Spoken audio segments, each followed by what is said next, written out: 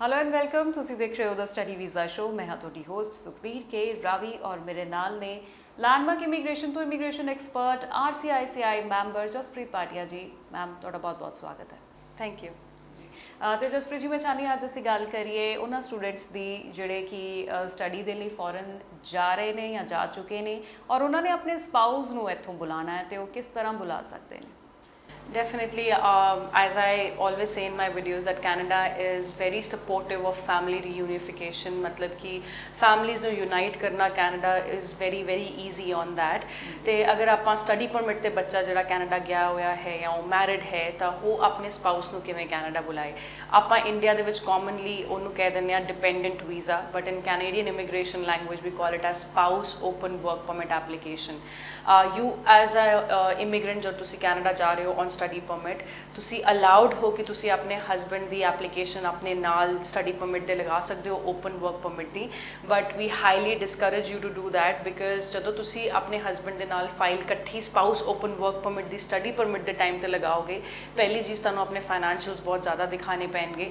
secondly ਤੁਹਾਡੇ family ties ਬਿਲਕੁਲ ਖਤਮ ਹੋ ਜਾਂਦੇ हैं ਕੰਟਰੀ ਦੇ ਨਾਲ which is India।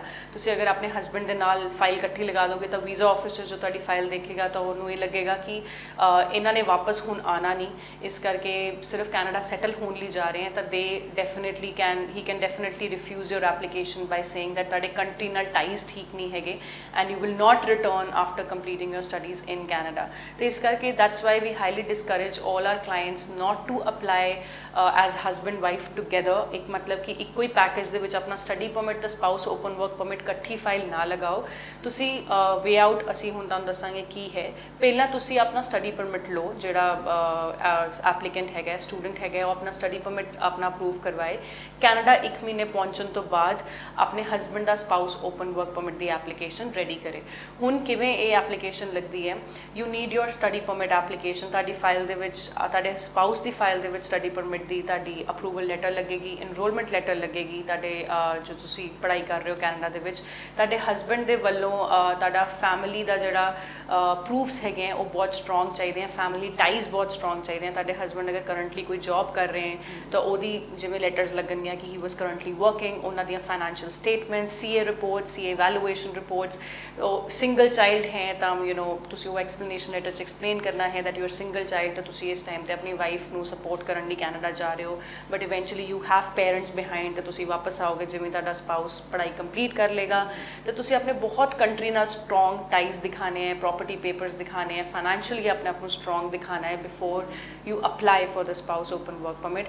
The main important document which is very much important for proving your relationship is not only marriage certificate but also many other documents। अगर तुसी apart रह रहे हो हुण इन्ने टाइम तो या तुसी दूर हो एक दूजे तो, तुहाडी recent marriage हुई है तो तुहाडियां WhatsApp chats, तुहाडियां call history, marriage pictures, your engagement pictures, all the ceremony pictures that you have to put attach along with your application। अगर तुहाडी recent marriage है, बहुत clients ਇਹੋ ਜਿਹੇ ਹੁੰਦੇ ਆ ਜਿਹੜੇ ਇੱਥੋਂ ਵਿਆਹ ਕਰਾ ਕੇ ਰੀਸੈਂਟਲੀ 2 ਮਹੀਨੇ ਰਹਿ ਕੇ ਬਾਹਰ ਚਲੇ ਗਏ। So you need to prove your relationship very strongly in that case. ਤੁਹਾਡੇ ਰਿਲੇਸ਼ਨਸ਼ਿਪ ਜਿਹੜਾ ਇੱਕ ਦੂਜੇ ਨਾਲ ਹੈਗਾ ਉਹ ਬਹੁਤ ਜ਼ਿਆਦਾ ਉਹਦੀ ਡਾਕੂਮੈਂਟੇਸ਼ਨ ਦੇ ਉੱਤੇ ਐਨਫਸਿਸ ਹੋਣਾ ਚਾਹੀਦਾ ਹੈ। If you are married from past 5 years ਤੇ ਤੁਹਾਡਾ ਬੇਬੀ ਹੈ then definitely it's not a problem because ਤੁਸੀਂ ਬੱਚੇ ਦਾ ਬਰਥ ਸਰਟੀਫਿਕੇਟ ਲਗਾ ਸਕਦੇ ਹੋ, ਆਪਣਾ ਮੈਰਿਜ ਸਰਟੀਫਿਕੇਟ ਲਗਾਓਗੇ then it's absolutely fine. But if you had a recent marriage ਤਾਂ ਉਸ ਟਾਈਮ 'ਤੇ ਤੁਹਾਨੂੰ ਆਪਣਾ ਰਿਲੇਸ਼ਨਸ਼ਿਪ ਪ੍ਰੂਫਸ ਬਹੁਤ ਸਟਰੋਂਗ ਲਗਾਉਣੇ ਪੈਣਗੇ। ਐਂਡ ਹਸਬੈਂਡ ਦੇ ਐਜ਼ ਆਈ ਸੈਡ ਕੰਟਰੀ ਦੇ ਨਾਲ ਆਪਣੇ ਟਾਈਜ਼, ਆਪਣੀ ਫੈਮਿਲੀ ਦੀ ਇਨਕਮ, ਆਪਣੇ financial status, CA reports, property evaluation ਸਭ ਕੁਝ ਬਹੁਤ ਸਟਰੋਂਗ ਲਗਾਉਣਾ ਪਏਗਾ। ਅਤੇ ਤੁਹਾਡੀ ਜਿਹੜੀ ਸਪਾਊਸ ਕੈਨੇਡਾ ਦੇ ਵਿੱਚ ਹੈਗੇ ਆ ਉਹਨਾਂ ਦਾ as I said enrolment letters college ਵੱਲੋਂ ਅਤੇ ਉਹਨਾਂ ਦਾ ਸਟੱਡੀ ਪਰਮਿਟ ਲੱਗੇਗਾ। ਜੀ ਬਿਲਕੁਲ। ਤੇ ਇਹ ਸੀਗੇ ਇੰਪੋਰਟੈਂਟ ਫੰਡਸ ਔਰ ਡਾਕੂਮੈਂਟਸ ਜਿਹੜੇ ਕਿ ਹੈ ਤੁਹਾਨੂੰ ਲਗਾਉਣੇ ਪੈਣਗੇ and be clear while you put your documents on papers, ਕਿਉਂਕਿ ਕੋਈ ਵੀ ਮਿਸ ਇਨਫੋਰਮੇਸ਼ਨ ਅਗਰ ਚਲੀ ਜਾਂਦੀ ਹੈ ਉਹ ਤੁਹਾਡੇ ਪ੍ਰੋਫਾਈਲ ਵਾਸਤੇ ਹਾਰਮਫੁਲ ਹੋ ਸਕਦੀ ਹੈ। ਔਰ ਕਿਹੜੇ ਪੇਪਰ ਅਪਲੋਡ ਕਰਨੇ ਨੇ ਆ ਤੁਹਾਨੂੰ ਕੋਈ ਕਨਫਿਊਜ਼ਨ ਹੈ ਤੁਸੀਂ ਕਾਲ ਕਰ ਸਕਦੇ ਹੋ, ਨੰਬਰ ਤੁਹਾਡੇ TV ਸਕਰੀਨ 'ਤੇ ਦਿੱਤੇ ਗਏ, ਮੈਮ ਤੁਹਾਨੂੰ ਖੁਦ ਗਾਈਡ ਕਰਨਗੇ। ਔਰ ਮੈਮ ਬਹੁਤ ਸਾਰੇ ਸਟੂਡੈਂਟਸ ਹੁੰਦੇ ਨੇ ਜਿਨ੍ਹਾਂ ਦੀ ਏਜ ਹੁੰਦੀ ਹੈ 30+, ਉਹ ਅਬਰੋਡ ਜਾ ਕੇ ਸਟੱਡੀ ਕਰ ਰਹੇ ਹੁੰਦੇ ਨੇ ਤੇ ਉਹਨਾਂ ਦੇ ਸਪਾਊਸ ਵਾਸਤੇ ਕੀ ਆਪਸ਼ਨਸ ਹਨ? Well, same option रहेगी उन्होंने spouse ਲਈ ਵੀ that you know they join you in Canada on an open work permit. Open work permit ਦਾ ਮਤਲਬ ਇਹ ਹੈ it's a fantastic option ਤੁਹਾਡਾ ਜਿਹੜੇ spouse ਹੈਗੇ ਹੈ he can or she can work in any industry, any field for any number of hours that is full time. ਉਹਨਾਂ ਦੇ ਉੱਤੇ ਕੋਈ restriction ਨਹੀਂ ਹੁੰਦੀ. ਜਿਹੜਾ study permit ਤੇ spouse ਹੈ ਉਹਨੂੰ definitely ਆਪਣੇ 20 ਘੰਟੇ part time ਤੇ ਕੰਮ ਕਰਨਾ ਪਏਗਾ ਲੇਕਿਨ ਜਿਹੜੇ ਤੁਹਾਡੇ spouse ਇੱਥੋਂ ਗਏ ਨੇ ਕੈਨੇਡਾ ਉਹਨਾਂ ਦੇ ਉੱਤੇ ਕੋਈ ਵੀ occupation, employer restrictions, work permit is open work permit ਮਤਲਬ ਕਿ ਤੁਸੀਂ ਕੋਈ ਵੀ ਜਾ ਕੇ ਉੱਥੇ ਜੌਬ ਕਰ ਸਕਦੇ ਹੋ and for n number of hours that is full time ਤੁਸੀਂ ਜੌਬ ਕਰ ਸਕਦੇ ਹੋ। ਓਕੇ ਤੇ ਮੈਮ ਕੀ ਜੌਬ ਓਪਰਚੁਨਿਟੀਜ਼ ਹੈ ਜੇ ਲੋਕਾਂ ਵਾਸਤੇ ਹੁੰਦੀਆਂ ਨੇ ਜਿਹੜੇ ਕਿ ਸਪਾਊਸ ਇੱਧਰੋਂ ਦੀ ਉੱਧਰ ਜਾਂਦੇ ਨੇ ਕੀ ਓਪਰਚੁਨਿਟੀਜ਼ ਉਹਨਾਂ ਵਾਸਤੇ ਜੌਬ ਦੀਆਂ ਹੁੰਦੀਆਂ ਨੇ? For example, अगर तुसी highly educated हो, बहुत अच्छी job तो इंडिया तो जा रहे हो, तो definitely you can look forward to white collar jobs in Canada. For example, banking jobs, IT professionals, you have many opportunities for you. अगर for example तुसी agriculturist background तो या तुसी agriculture farming background तो हैगे हो तो तुसी उत्थे जाके harvesting labor ਇਹੋ ਜਿਹੀਆਂ jobs भी कर सकते हो। अगर तुसी इंडिया तो construction ਦੇ background तो हैगे हो तो तुसी construction labor वांगू initially शुरू कर सकते हो। अगर तुसी real estate ਦਾ business इंडिया च करते हो तो तुसी कैनेडा जाके अपना रियल एस्टेट दे लाइसेंस ਲਈ भी अप्लाई कर सकते हो and you can start working initially with somebody on that front. तो as I said you can either do blue collar jobs, white collar jobs. You are totally allowed to do any kind of job in Canada till the time you are doing it legally and doing it in the right industry. There is no problem at all and तुसी full time allowed हो काम करना। As I said, it's an open work permit and there are no restrictions on your work permit। ਬਿਲਕੁਲ ਔਰ ਅਗਰ ਤੁਹਾਡੀ profile valid ਹੈ ਤੁਹਾਡੇ ਪੇਪਰਸ ਵੈਲਿਡ ਐਂਡ ਡੈਫੀਨਿਟਲੀ ਤੁਹਾਡੇ ਸਪਾਊਸ ਨੂੰ ਟਰੈਵਲ ਕਰਨ ਤੋਂ ਕੋਈ ਨਹੀਂ ਰੋਕ ਸਕਦਾ। ਮੈਮ ਇੱਕ ਕੁਐਸਚਨ ਹੋਰ ਬਹੁਤ ਆਉਂਦਾ ਹੈ ਕਿ ਜਦੋਂ ਜਿਹੜਾ ਮੇਨ ਐਪਲੀਕੈਂਟ ਹੈ ਜਿਹੜਾ ਸਟੱਡੀ ਵੀਜ਼ਾ ਤੇ ਹੈ ਉਹਦੀ ਸਟੱਡੀ ਜਦ ਕੰਪਲੀਟ ਹੋ ਜਾਂਦੀ ਹੈ ਤੇ ਫਿਰ ਦੋਨੋਂ ਐਪਲੀਕੈਂਟਸ ਨੂੰ ਵਾਪਸ ਆਉਣਾ ਪੈਂਦਾ? That's an excellent question, I would say ਕਿ ਜਦੋਂ ਹੁਣ ਸਟੂਡੈਂਟ ਦੀ ਪੜ੍ਹਾਈ ਖਤਮ ਹੋ ਜਾਂਦੀ ਹੈ ਤੁਹਾਡਾ ਸਪਾਊਸ ਤੁਹਾਡੇ ਸਟੱਡੀ ਪਰਮਿਟ ਦੇ ਬੇਸਿਸ ਦੇ ਉੱਤੇ ਕੈਨੇਡਾ ਆਇਆ ਸੀ ਹੁਣ ਤੁਹਾਡੇ ਦੋਨਾਂ ਦਾ ਫਿਊਚਰ ਕੀ ਹੈ ਜਿਹੜਾ ਸਟੂਡੈਂਟ ਹੈਗਾ ਉਹ ਤਾਂ ਆਪਣਾ ਪੋਸਟ ਗ੍ਰੈਜੂਏਟ ਵਰਕ ਪਰਮਿਟ ਲਾ ਦੇਗਾ ਬਟ ਸਪਾਊਸ ਕੀ ਕਰੇਗਾ ਜਿਵੇਂ ਹੀ ਤੁਸੀਂ ਆਪਣਾ ਸਟੂਡੈਂਟ ਜਿਹੜਾ ਹੈ ਹੁਣ ਉਹਦਾ ਸਟੇਟਸ ਚੇਂਜ ਹੋ ਰਿਹਾ ਹੈ ਉਹ ਸਟੂਡੈਂਟ ਤੋਂ ਹੁਣ ਵਰਕਰ ਬਣੇਗਾ that is he or she is going to become a temporary worker ਉਹ ਆਪਣਾ post graduate work permit apply ਕਰਨਗੇ ਇਹਦਾ ਮਤਲਬ ਇਹ ਹੋਇਆ ਕਿ ਤੁਹਾਡੇ ਸਪਾਊਸ ਨੂੰ ਵੀ ਆਪਣਾ ਸਪਾਊਸ ਓਪਨ ਵਰਕ ਪਰਮਿਟ ਦੀ ਰੀਐਪਲੀਕੇਸ਼ਨ ਲਗਾਉਣੀ ਪਏਗੀ ਐਕਸਟੈਂਸ਼ਨ ਲਗਾਉਣੀ ਪਏਗੀ ਆਪਣੇ ਪਰਮਿਟ ਦੀ ਬਟ ਇਹਦੇ 'ਚ ਆਪਾਂ ਨੂੰ ਇੱਕ ਚੀਜ਼ ਦਾ ਬਹੁਤ ਖਿਆਲ ਰੱਖਣਾ ਹੈ ਕਿ ਜਿਹੜਾ ਸਟੂਡੈਂਟ ਹੈ ਜਿਹੜਾ ਹੁਣ ਉਹਦੀ ਪੜ੍ਹਾਈ ਖਤਮ ਹੋਈ ਹੈ ਹੁਣ ਉਹ ਆਪਣਾ ਵਰਕ ਪਰਮਿਟ ਲਗਾ ਰਿਹਾ ਪੋਸਟ ਗ੍ਰੈਜੂਏਟ ਵਰਕ ਪਰਮਿਟ ਲਗਾ ਰਹੇ ਹੈ ਉਹਨਾਂ ਦੀ ਜਿਹੜੀ ਜੌਬ ਹੈ ਉਹ ਨੌਕ OAB ਕੈਟਾਗਰੀ ਦੇ ਵਿੱਚ ਹੋਣੀ ਚਾਹੀਦੀ ਹੈ ਤੇ ਉਹਨਾਂ ਕੋਲ 3 ਪੇ ਸਟਬ ਆਪਣੇ ਹੋਣੇ ਚਾਹੀਦੇ ਆ ਉਸ ਜੌਬ ਤੇ ਨੌਕ OAB ਮੈਂ ਆਪਣੇ ਹਰ ਵੀਡੀਓ 'ਚ ਇੱਕ ਵਾਰੀ ਰੈਫਰੈਂਸ ਦਿੰਦੀ ਹਾਂ ਕਿ ਕੀ ਹੁੰਦਾ ਹੈ either you are at a supervisory or a managerial role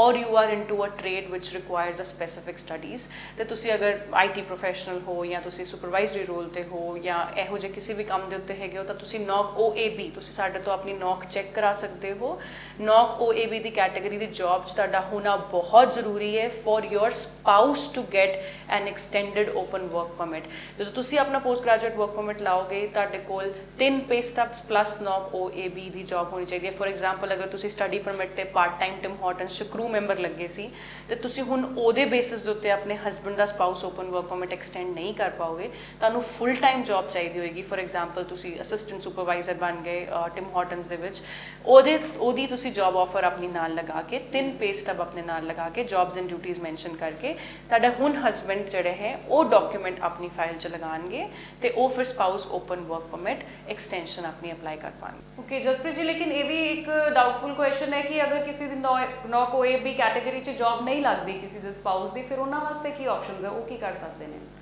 ਇਹ ਐਕਚੁਅਲੀ ਬਹੁਤ ਜ਼ਿਆਦਾ ਨਾਰਮਲ ਸਿਚੁਏਸ਼ਨ ਫੇਸ ਕਰਦੇ ਨੇ ਕਪਲਸ ਇਨ ਕੈਨੇਡਾ ਕਿ ਜਦੋਂ ਪੜ੍ਹਾਈ ਕੰਪਲੀਟ ਹੋ ਗਈ ਤਾਂ ਜਿਹੜਾ ਸਟੂਡੈਂਟ ਹੈ ਉਹਨੂੰ ਤਾਂ ਆਪਣਾ ਵਰਕ ਪਰਮਿਟ ਮਿਲ ਜਾਏਗਾ which is post graduate work permit ਲੇਕਿਨ ਜਿਹੜਾ ਸਪਾਊਸ ਹੈ ਉਹ ਹੁਣ ਡਿਪੈਂਡੈਂਟ ਹੋ ਗਿਆ ਹੈ ਆਪਣੇ ਦੂਜੇ ਸਪਾਊਸ ਦੇ ਉੱਤੇ ਜਿਹੜਾ ਸਟੱਡੀ ਪਰਮਿਟ ਤੇ ਸੀ ਕਿ ਉਹਦੀ ਹੁਣ ਨੌਕ OAB ਦੀ ਨੌਕਰੀ ਲੱਗੇਗੀ ਤਾਂ ਉਹਦਾ ਸਪਾਊਸ ਓਪਨ ਵਰਕ ਪਰਮਿਟ ਅੱਗੇ ਚੱਲੇਗਾ ਤੇ ਇਸ ਸਿਨਾਰੀਓ 'ਚ ਫੋਰ ਐਗਜ਼ਾਮਪਲ ਤੁਸੀਂ ਇਹ ਕੈਚ 22 ਸਿਚੁਏਸ਼ਨ 'ਚ ਹੈਗੇ ਹੋ ਜਿੱਥੇ ਤੁਹਾਡਾ ਜਿਹੜਾ ਸਪਾਊਸ ਹੈ ਉਹਦਾ ਸਟੱਡੀ ਕੰਪਲੀਟ ਹੋ ਗਈ ਲੇਕਿਨ ਉਹਨਾਂ ਕੋਲ ਨੌਕ OAB ਦੀ ਕੈਟਾਗਰੀ ਦੀ ਜੌਬ ਨਹੀਂ ਹੈਗੀ ਤਾਂ what is your possibility when you are on open work permit? First is ਕਿ ਇੱਥੇ ਮੈਂ ਦੱਸਣਾ ਚਾਹਾਂਗੀ ਕਿ ਤੁਹਾਨੂੰ ਜਿਹੜਾ ਓਪਨ ਵਰਕ ਪਰਮਿਟ ਮਿਲਿਆ ਹੈ ਉਹ ਤੁਹਾਨੂੰ ਸਟੱਡੀ ਪਰਮਿਟ ਦੀ ਵੈਲਿਡਿਟੀ ਦੇ ਬੇਸਿਸ ਤੇ ਮਿਲਿਆ ਹੈ। ਮਤਲਬ ਕਿ ਜਿਹੜਾ ਸਟੱਡੀ ਪਰਮਿਟ ਤੇ ਸਪਾਊਸ ਹੈ ਉਹਦੇ ਸਪਾਊਸ ਉਹਦਾ ਜਿਹੜਾ ਵੈਲਿਡਿਟੀ ਹੈਗੀ ਹੈ ਐਕਸਪਾਇਰੀ ਦੀ ਪਰਮਿਟ ਦੀ, ਤੁਹਾਡੇ ਓਪਨ ਵਰਕ ਪਰਮਿਟ ਦੀ ਵੈਲਿਡਿਟੀ ਵੀ ਓਨੀ ਹੋਏਗੀ। ਫੋਰ ਐਗਜ਼ਾਮਪਲ ਅਗਰ ਮੇਰਾ ਜੂਨ 22 ਨੂੰ ਪੜ੍ਹਾਈ ਖਤਮ ਹੋ ਰਹੀ ਹੈ ਤਾਂ ਮੇਰੇ ਸਪਾਊਸ ਨੂੰ ਜਿਹੜਾ ਓਪਨ ਵਰਕ ਪਰਮਿਟ ਮਿਲੇਗਾ ਉਹ ਵੀ ਜੂਨ 22 ਤੱਕ ਹੀ ਵੈਲਿਡ ਹੋਏਗਾ। ਇਹਦਾ ਮਤਲਬ ਕੀ ਹੋਇਆ ਕਿ ਜਦੋਂ ਤੁਹਾਡੇ ਸਪਾਊਸ ਦਾ ਜੂਨ 22 ਨੂੰ ਐਕਸਪਾਇਰ ਹੋਇਆ ਸਟੱਡੀ ਪਰਮਿਟ, ਉਸੇ ਦਿਨ ਹੀ ਤੁਹਾਡਾ ਓਪਨ ਵਰਕ ਪਰਮਿਟ ਵੀ ਐਕਸਪਾਇਰ ਹੋ ਗਿਆ। ਹੁਣ ਤੁਹਾਡੇ ਸਪਾਊਸ ਦੇ ਕੋਲ ਅਗਰ ਨਹੀਂ ਆਈ OAB ਦੀ ਨੌਕਰੀ ਤਾਂ ਤੁਹਾਡੇ ਕੋਲ ਕੀ ਆਪਸ਼ਨ ਹੈ? ਆਈ ਵੁੱਡ ਰეკਮੈਂਡ ਯੂ ਕਿ ਇਮੀਡੀਏਟਲੀ ਆਪਣੀ ਜੌਬ ਛੱਡ ਦਿਓ, ਆਪਣਾ ਇਮੀਡੀਏਟ ਅਪਲਾਈ ਕਰੋ ਸਟੇਟਸ ਚੇਂਜ ਦਾ ਐਪਲੀਕੇਸ਼ਨ ਵਿਚ ਇਜ਼ ਯੋਰ ਵਿਜ਼ਿਟਰ ਵੀਜ਼ਾ। ਤੁਸੀਂ ਆਪਣੀ ਐਪਲੀਕੇਸ਼ਨ ਸਬਮਿਟ ਕਰੋ, ਤੁਸੀਂ ਆਪਣਾ ਸਟੇਟਸ ਚੇਂਜ ਕਰ ਰਹੇ ਹੋ, ਤੁਸੀਂ ਸਪਾਊਸ ਓਪਨ ਵਰਕ ਪਰਮਿਟ ਤੋਂ ਵਿਜ਼ਿਟਰ ਦੀ ਐਪਲੀਕੇਸ਼ਨ ਲਗਾਓ ਐਂਡ ਉਸ ਤੋਂ ਬਾਅਦ ਜਦੋਂ ਤੁਹਾਡੇ ਸਪਾਊਸ ਦੇ ਕੋਲ OAB ਦੀ ਜੌਬ ਆ ਜਾਏ ਤੁਸੀਂ ਫਿਰ ਆਪਣਾ ਸਟੇਟਸ ਚੇਂਜ ਕਰ ਸਕਦੇ ਹੋ to spouse open work permit. ਮਤਲਬ ਤੁਸੀਂ the day you land up there ਔਰ ਜਦੋਂ ਤੁਸੀਂ ਕੰਮ ਕਰਨਾ ਸਟਾਰਟ ਕਰਦੇ ਹੋ ਉਸ ਦਿਨ ਤੋਂ ਲੈ ਕੇ ਜਦ ਤੱਕ ਤੁਹਾਡੇ ਸਪਾਊਸ ਦੀ ਸਟੱਡੀ ਕੰਪਲੀਟ ਨਹੀਂ ਹੁੰਦੀ, ਤੁਹਾਡੇ ਪ੍ਰੋਪਰ ਜਿਹੜੇ ਵਰਕ ਦੇ ਡਾਕੂਮੈਂਟਸ ਹੈ, ਤੁਹਾਡੇ ਬੈਂਕ ਦੇ ਡਿਟੇਲਸ ਹੈ, ਉਹ ਸਾਰੇ ਬਹੁਤ ਇੰਪੋਰਟੈਂਸ ਰੱਖਦੇ ਨੇ, ਉਹ ਸਾਰਿਆਂ ਨੂੰ ਤੁਹਾਨੂੰ ਸੰਭਾਲ ਕੇ ਰੱਖਣਾ ਪਏਗਾ। ਜਸਪ੍ਰੀਤ ਜੀ ਥੈਂਕ ਯੂ ਵੈਰੀ ਮਚ, ਤੁਸੀਂ ਇੰਨੀ ਇੰਪੋਰਟੈਂਟ ਇਨਫੋਰਮੇਸ਼ਨ ਅੱਜ ਸ਼ੇਅਰ ਕੀਤੀ। ਮੈਨੂੰ ਲੱਗਦਾ ਬਹੁਤ ਸਾਰੇ ਸਟੂਡੈਂਟਸ ਦੀ ਬਹੁਤ ਸਾਰੀ ਕਨਫਿਊਜ਼ਨਸ ਖਤਮ ਹੋ ਗਈ ਹੋਏਗੀ ਔਰ ਫਿਰ ਵੀ ਅਗਰ ਕੋਈ ਕਨਫਿਊਜ਼ਨ ਹੈ ਤਾਂ ਮੈਮ ਇਜ਼ ਆਲਵੇਜ਼ ਦੇਅਰ, ਤੁਸੀਂ ਕਾਲ ਕਰ ਸਕਦੇ ਹੋ, WhatsApp ਕਰਕੇ ਵੀ ਆਪਣੀ ਕੁਐਰੀਜ਼ ਰੱਖ ਸਕਦੇ ਹੋ। Ma'am thank you very much for this information. Thank you.